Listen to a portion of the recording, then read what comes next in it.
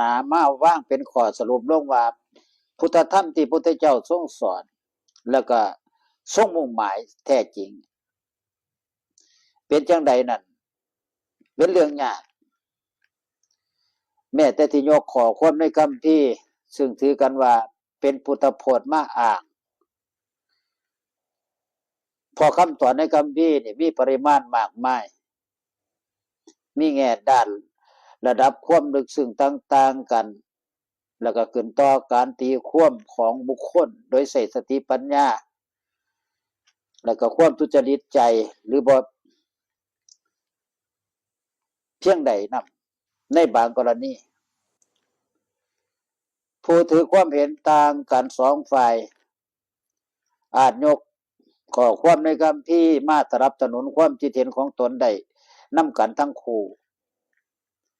การวินิจฉัยความจริงขึ้นต่อความ